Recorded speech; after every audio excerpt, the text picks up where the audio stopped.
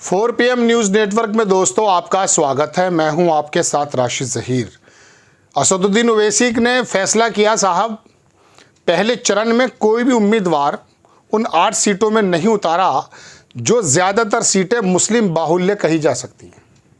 पहले कहा था कि 20 सीटों पर चुनाव लड़ेंगे, या तो हमें दीजिए सीटें, लेकिन उनको किसी ने साथ नहीं लगाया। वोट कटवा के नाम से मशहूर हैं ही वो लोग, कहते हैं। इस बार उन्होंने अखिलेश यादव इंडिया गठबंधन को पूरी तरह से वॉकओवर दे दिया कि आप लड़कर दिखाइए और जीत कर भी दिखाइए, और शुभकामनाएं भी दे दी। असीम वकार जो AIMIM के जो वो नेता हैं, वो एक प्रोग्राम में कह रहे थे कि हमारी शुभकामनाएं हैं, अब आप जीत कर दिखाइए। चूँकि हमें तो आप ये कहते हैं कि साहब आप आते हैं, वोट काट कर चले जाते हैं। अब तो बहुत आपको आसान लड़ाई दे दी गई है। लेकिन अखिलेश यादव ने, आज़म खान ने जेल में रहते हुए जो भी काम किया है टिकट वितरण पे, रामपुर, संभल, बिजनौर, अमरोहा और मुरादाबाद, सहारनपुर, ये सीटें ऐसी हैं दोस्तों जहां पर कहीं तो 50 से 55-60% तक मुस्लिम है, कहीं 48 है, कहीं 52 है। और यहाँ हुआ क्या है फिर, इन लोगों ने आपस में टिकट वितरण पर, लड़ाइयों पर, टिकट काटना बनाना, ये होता रहा कि बदमज़गी पैदा हो गई।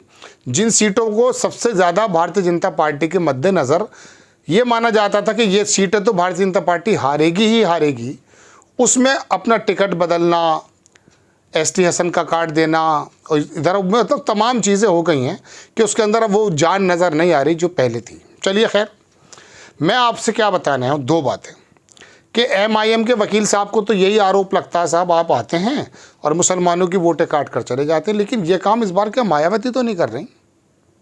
एक तस्वीर का रुख तो मैंने ये रखा है कि अब वो नहीं है, आप लड़कर दिखाइए, जीत कर दिखाइए, शुभकामनाएं भी आपको मिल गई हैं।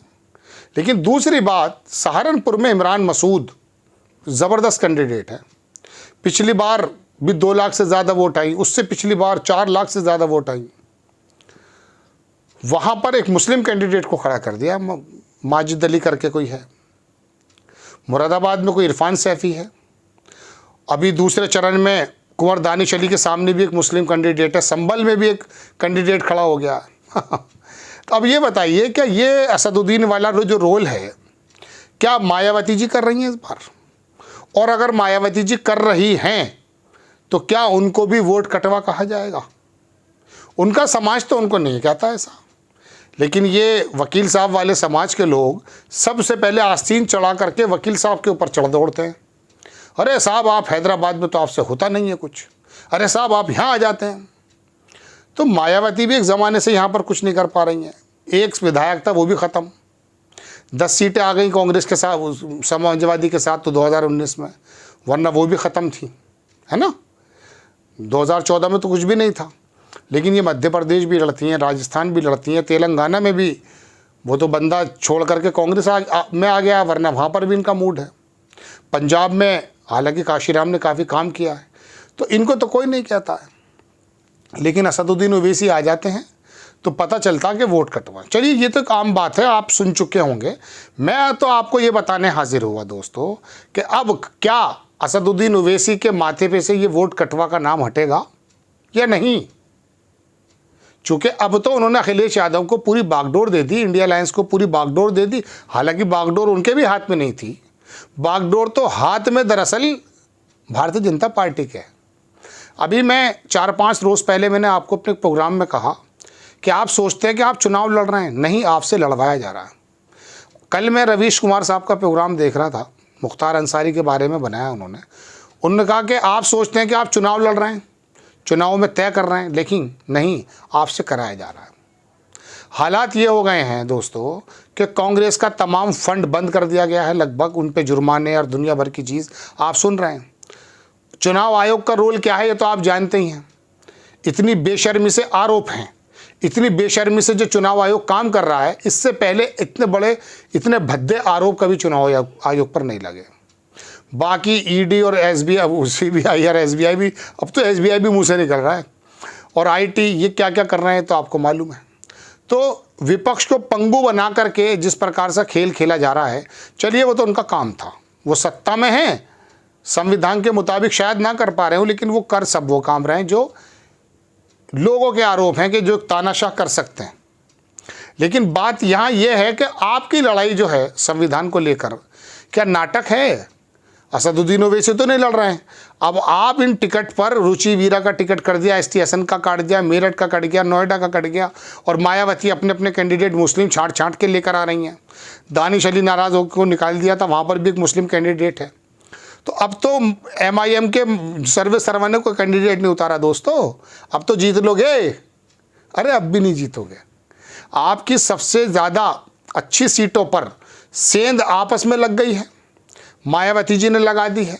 टिकट वितरण पर आस्ती ने चढ़ाकर आप बैठे हैं। लेकिन जो ज़मीन पर तैयार था मामला, क्या मामला तैयार था? वो ये था कि 37% वोट के अलावा भारतीय जनता पार्टी को 63% तो मुखालफत में जाता है ना। वो जो वोट था उसमें बढ़ोतरी थी इस बार।